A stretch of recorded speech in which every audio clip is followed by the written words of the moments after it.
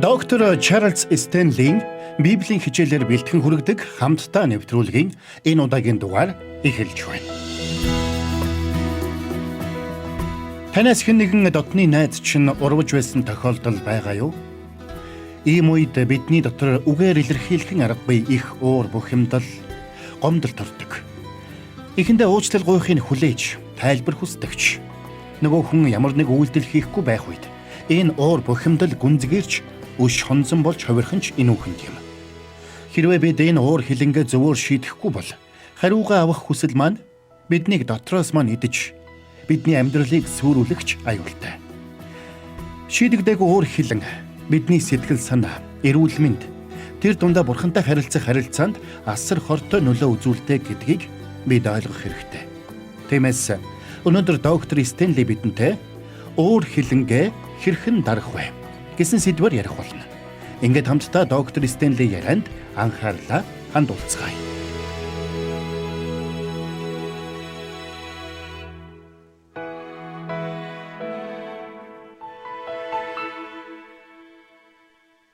Юуны түрүүнд би танаас нэг зүйлийг асууя.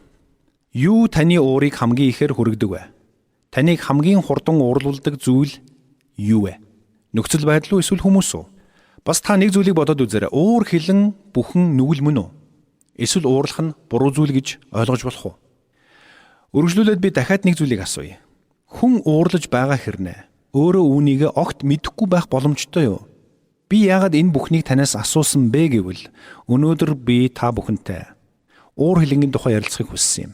Өөрөөр хэлбэл бид уур хилэнгээ хэрхэн зөвөр дарж, уур хилэнгийнхээ асуудлыг хэрхэн зөвөр шийдэх вэ гэдэг талаар та бүхэнтэй ярилцах болно. За ингээд хамтдаа Библиэс харъя. Эфес номын 4-р бүлгийг гаргаж байгаарай.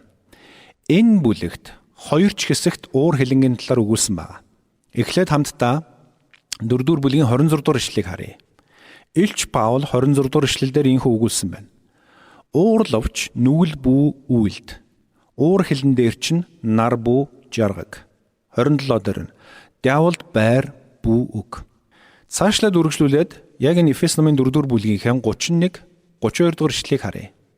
Аливаа хорсол уур хилэн хашгираан гүтгэлэг нь бүх муу муухайн хамт та нараас зайлаг. Бурхан та нарыг Христ дотор уучлсны адил бие биеэ уучлан нэг нэгнээ инэрч айдуу зөөлөн сэтгэлээр ханд гэсэн байна. За тэгэхээр уур хилэн бол үнэхээр хүн төрлөختний нийтлэг асуудал. Тиймээс ч энэ талаар Библиэд маш тодорхой өгүүлсэн байдаг.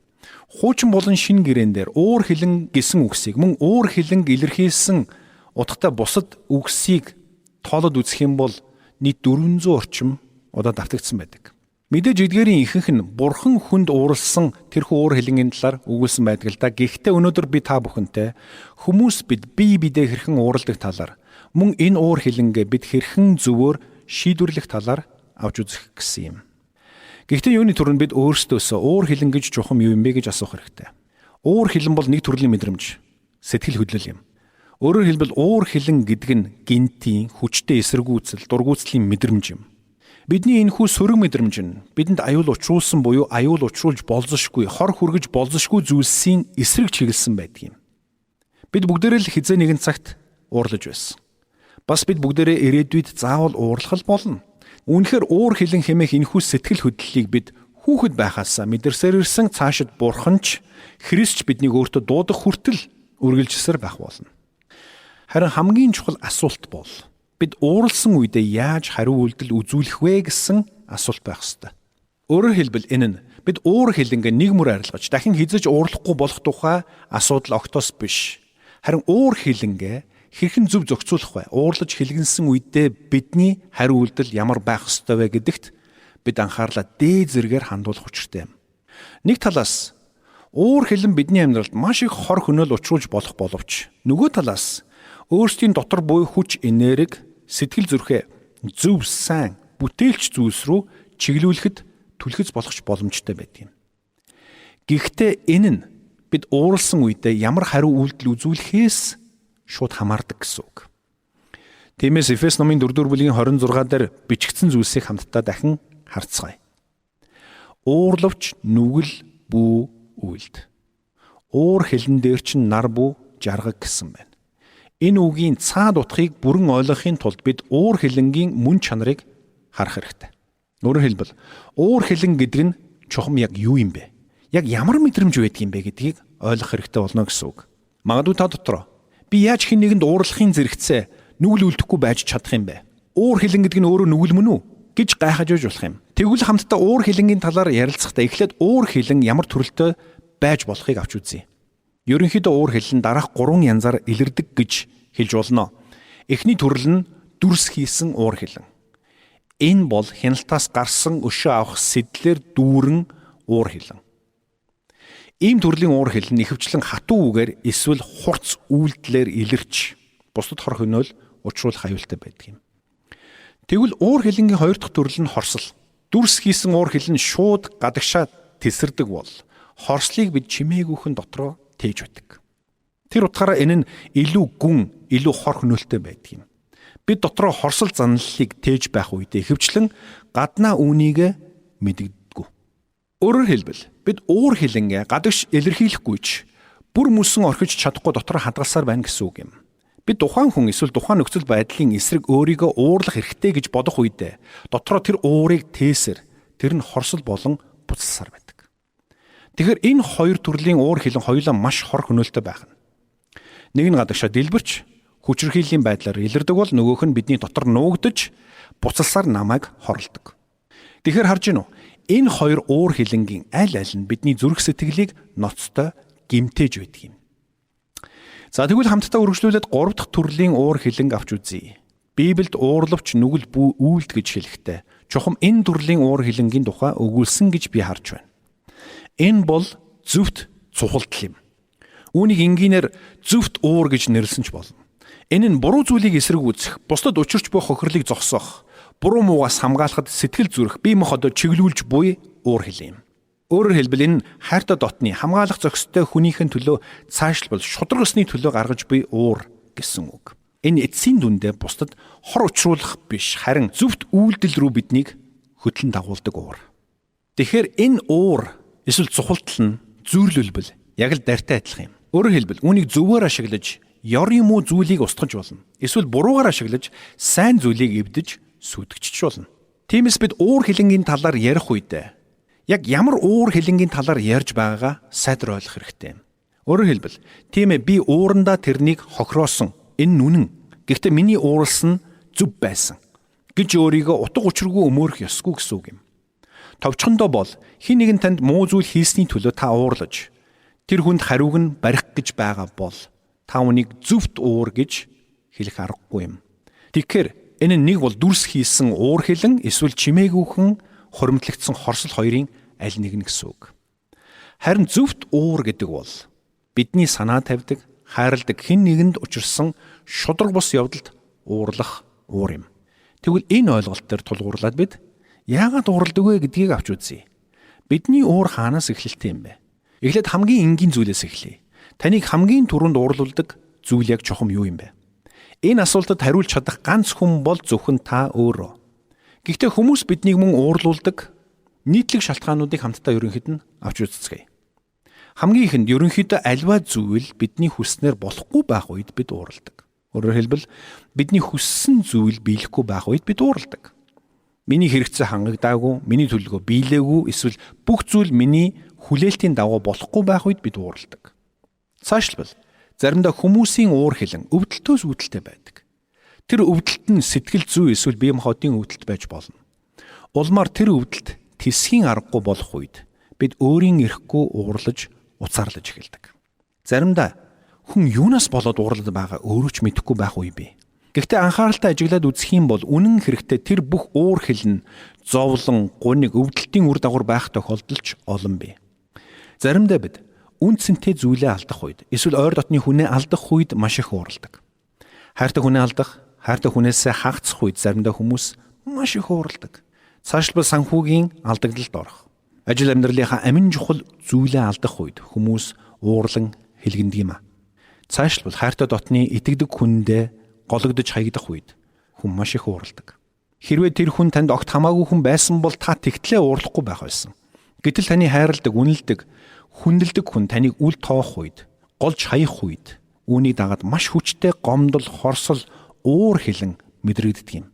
Улмаар зарим нь үүнийгээ дотроо тээж хорсол болгодог бол зарим нь тесэрч ил гаргадаг юм.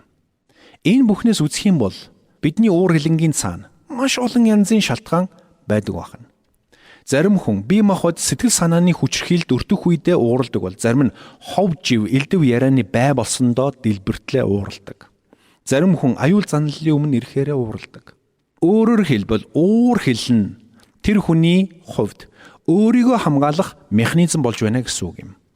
За тэгэхээр энэ мэтчлэн уурлах шалтгаан олон янз, нөхцөл байдал нь өөр байж болно. Гэхдээ бид өөрийгөө сайн нягтлах замаар би хамгийн түрүүнд ямар зүйл дээр хамгийн их уурлаж байна вэ гэдгээ анзаарах боломжтой юм. Зарим тохиолдолд энэ нөхцөл байдалтай холбоотой байж болно. Зарим тохиолдолд энэ хүнтэй харилцах харилцаатай холбоотой байж болно. Тэгвэл хамтдаа дараагийн асуултыг авч үзье. Уур хилэн бидэнд ямар нөлөө үзүүлдэг юм бэ? Уур хилэнгийн үр дагаврын талаар нухацтай бодох тусам энэ нь хүн бүрт өөрөөр нөлөөлдөг болохыг бид ядах юмгүй ойлгож чадна. Тэгвэл та өөрийгөө хэр ууртай хүн гэж үздэг вэ? Та өөрийгөө төрөлхийн ууртай, утсаартай хүн гэж боддог уу? Энэ танд хэрхэн сөргөөр нөлөөлж байна вэ? Та энэ асуултуудын дагуу нухацтай бодод үзээрэй. Таны амьдралд таныг асар ихээр уурлуулж байсан ямар нэгэн зүйл тохиолдож байсан уу? Магадгүй та дотроо би тэр үед асуудлаа шийдчихсэн гэж бодож байж болох ч сэтгэлийнхээ гүнд тэр уур хилэнгэ одоо ч хүртэл тээсэр байх боломжтой гэдгийг санаарай. Үүнээсээ болоод үе тис өөр зүйл дээр дүрсхийн уурладаг байж болно. Үүнээс болоод зарим хүмүүс ууртай хүн гэдэг тодорхойлолттой болчихсон байдаг. Өнөөдөр маш олон хүн дотроо уур хилэнгээ нуун амьдарч байдаг. Хэрв та тэднээс та уурлаж байна уу гэж асуувал тэд ихэнхдээ үгүй би уурлаагүй гэж шууд хариулах болно. Эсвэл юуны төлөө уурлах гэж асууна. Гэвч хүн уурлахын тулд заавал тодорхой шалтгаан хэрэгтэй байдгийн биш. Тухайн хүн дотроо уур хилэнгийн мэдрэмжээ нууж ил гаргахгүйгээр амьдарсаар байж болно. Тэгэд ямар ч уурлахааргүй зүйл дээр тэр уураа гаргадаг байж болно. Тиймээс та энэ цагт өөрөөсөө нэг зүйлийг нухацтайгаар асуугаарай. Миний дотор байгаа уур хилэн өнгөрсөн амьдралтай минь холбоотой ямар нэгэн зүйлээс ихтэй байна уу? Би амжилтанд хүрч чадаагүй эсвэл амьдралдаа ямар нэгэн боломжийг алдснаас үүдэлтэй байна уу? Бурхан намайг аль хэдийн уучлсан байхад би өөрийгөө уучлж чадахгүй өөртөө уурласаар яваа юм биш үсттэй. Гэр бүлийн асуудал, санхүүгийн алдагдал эсвэл хүлээлтэд хүрэхгүй байгаадаа бухимдж үүнээсээ болоод дотроо уур хилэнгээ тэгээд яваад байгаа юм биш үсттэй. Эсвэл өөрийгөө бүтэлгүй хүн гэж үздэг учраас өөртөө уурлаад байна уу? Бусад хүмүүсийн хүлээлтэд хүрч чадаагүйгээс эсвэл амьдралдаа амжилтанд хүрч чадаагүй мэт санагдсан учраас уурласаар байна уу? Аливаа хүний дотор уур хилэнг хөдлөгдөг зүйлс олон янз байж болох ч ямар ч тохиолдолд энэ нэргээд бидний амьдралд үргэлж тодорхой нөлөөг үзүүлж биднийг төлөвлөж байдаг юм. Тиймээс би ууралдагч энэ нь надад огт нөлөөлдөггүй. Би өнөөдөр уурсан ч маргааш ихэд ор мөргөө мартчихна гэж хэлэх ямар ч боломжгүй юм. Би угаасаа л түргэн ууртай хүн. Би ийм л хүн. Тийм болохоор уур надад ерөөсөө сөргөөр нөлөөлдөггүй гэж хэлэх ямар ч боломжгүй гэсэн үг. Иймээс ч уур хилэн бидний дотор сэтгэлд нуугдж бидний амьдрал, бидний бодол, бидний үйлдэлд үргэлж сөрөг нөлөө үзүүлсээр байдаг гэдгийг бид хатуу ойлгох хэрэгтэй. Тиймээс энэ цагт би танд нэг зүйлийг чухалчлан хэлмээр байна. Бурхан таныг анханасаа ийм хүн болгож бүтээгээгүй. Хэрвээ та түргэн ууртай бол энэ нь та өөрөө тийм байхыг сонгосон байна гэсэн үг юм. Бурхан хүмүүс түргэн ууртай байх зан чанарыг анханасаа бүтээж өгөөгүй. Харин бид өөрсдөө ийм байх сонголтыг хийж энэ сонголтоо тайлбарлаж зөвтгөдөг. Үүн дээр түргэн ууртай байна гэдэг тухайн хүн дотор асар их уур хилэн тээж байна гэсэн үг юм. Харамсалтай нь ийм хүмүүс энэ асуудлаа шийдэх гэж оролдохын оронд харин ч эсрэгээр нь би хизээч уурлаж тесэрч чадахгүй шүү. Надаас болгоомжилсан чинь дээр шүү гэсэн хандлагатай байдаг. Найз минь, түргэн ууртай байна гэдэг бахарх зүйл биш. Харин ч та үүгээрээ өөрийгөө ууртай хүн гэдгээ таны дотор уур хилэн үргэлж буцалж явдаг гэдгийг хүлээн зөвшөөрч байна гэсэн үг юм.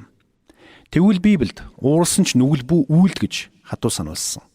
Тэгвэл бид уурсан ч хэрхэн нүгэл үлдэхгүй байх вэ? Би өмнө дүрс хийсэн уур хилэн, мөн дотроо удаан хадгалдаг хорсол уур хилэн, мөн бусдын төлөө гэсэн зөвхт уурын талаар ярьсан. Тэгвэл бид амьдралдаа буй уур хилэнгэ тэр дундаа дүрс хийсэн уур хилэн, мөн дотроо удаан хугацаанд тээж ирсэн хорсол суурьтай уур хилэн. Энэ бүгдийг зөвөр шийдэхгүй юм бол эргээд бидний амьдралыг сүрүүлэх аюултай гэдгийг бид ойлгох хэрэгтэй. Жишээ нь уур хилэн бидний бие махбодод хүчтэй нөлөөлдөг.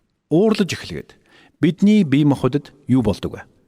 Зүрхний цохилт хурдсаж, зүрх дэлсэж эхэлдэг. Амьсгал түргсэж, амьсгал давхцаж эхэлдэг. Дуу хоолойны өнгө өөрчлөгдөж, адреналин ялгарч эхэлдэг. Энэ нь та уур хилэнгийнхээ нөлөөг бүхий л бие махбодоор мэдэрч байна гэсэн үг. Тиймээс уур хилэн бидний бие махбодод гүнзгий нөлөө үзүүлдэг гэдгийг бид хатуу санах хэрэгтэй. Гэхдээ тухайн мөчөд бид махбоддоо мэдрэгдэж буй мэдрэмж нь бидэнд шууд үзүүлж байгаа нөлөө юм. За тэгвэл уур хилэнгийн урт хугацааны нөлөө нь ямар байдаг юм бэ? Хэрвээ та тэр уур хилэнг дотроо тээсээр юу ч болоогүй юм шиг царайлан явсаар байвал яах вэ? Энэ нэргээд амьсгалын систем, зүрх судасны систем, мэдрэлийн систем гээд хүний биеийн бүх эргэтэн системд сөргөөр нөлөөлж эхэлдэг. Үр дүнд нь цус харавалт, зүрхний шигдээс, ходоодны шарах гэдэг олон асуудлууд бий болдог. Мэдээж энэ бүх өвчлөл нь зөвхөн уур хилэнгийн үр дүнд гэж би хэлэх гээгүй юм шүү. Гэхдээ ийм байдал үүсгэхэд удаан хугацаанд тээж ирсэн уур хилэн нэгэн чухал хүчин зүйл болдог гэдгийг л ойлгох ёстой.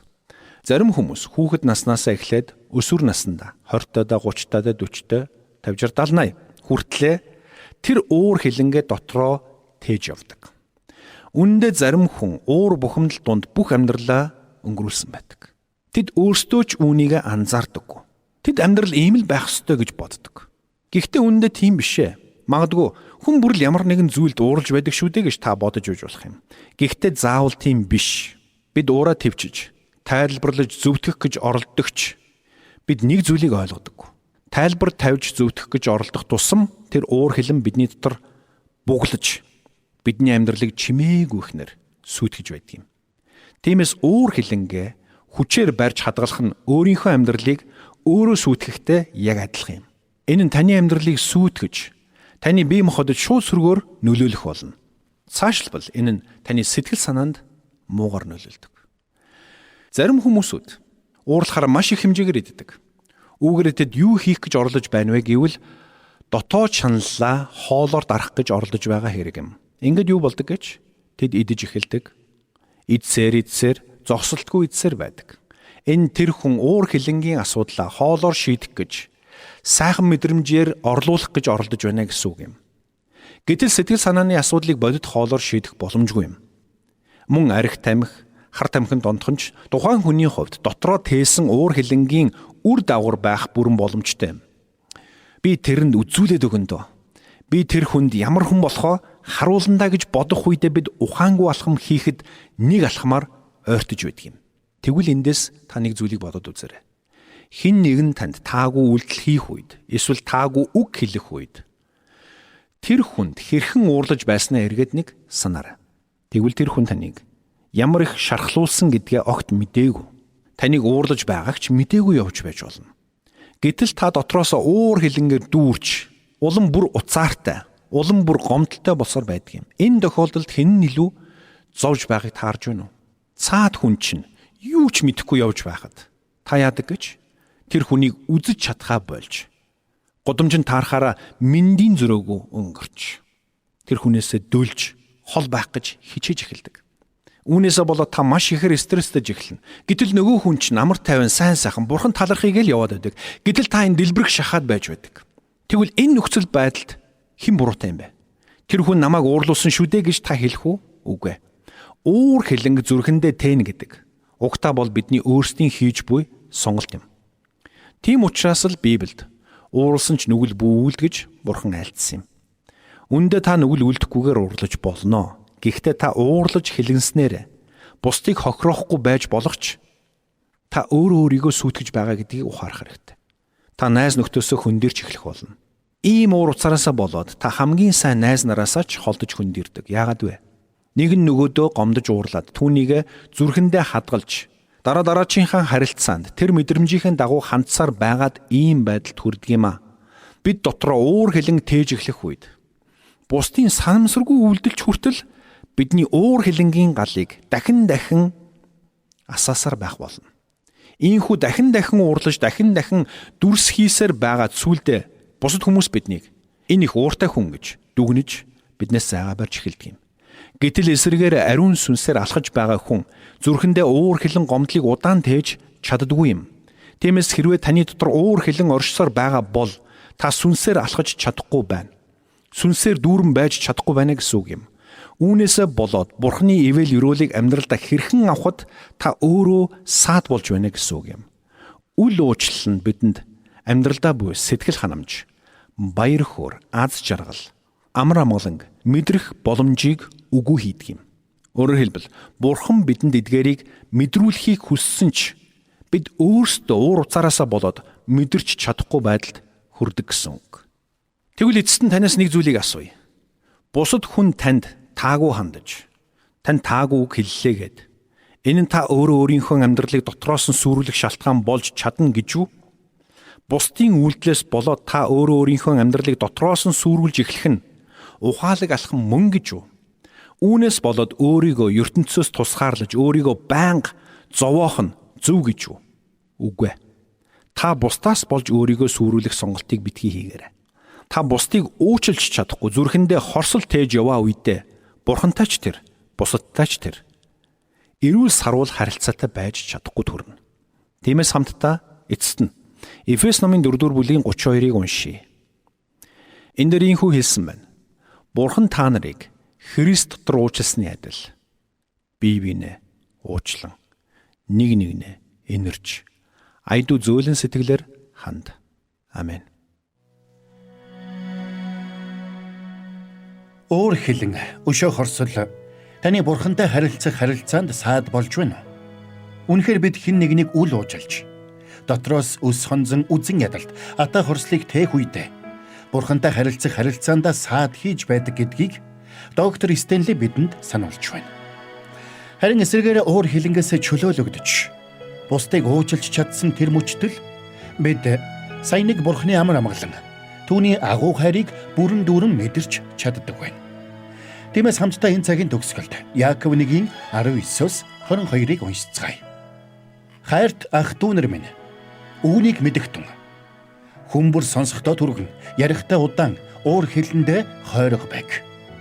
Учир нь хүний уур хилэн Бурханы зөвхт байдлыг биелүүлдэггүй юм. Тиймээс та нар бүх бузар байдал, хорон санааныхаа хамгал үлдэгдлийг хайж, доторч нь суулгагдсан, сэтгэлийг чинь аврах чадaltaй үгийг дөлгөөхнөөр хүлээж авахтун. Гэхдээ өөрсдийгөө хуурдаг зүгээр нэг сонсогчд биш, үгийг хэрэгжүүлэгчд байг. Үнэхээр та Бурханыг өдөр бүр дуулууртай дагах шийдвэрийг гаргаж, өөрт чинь шудраг бусаар хандсан хүмүүсийг түүнд даатхан орхиж сурах нь уур хилэнгийн савраас мултрах чухал алхмаа гэдгийг та бидхий мартаарай.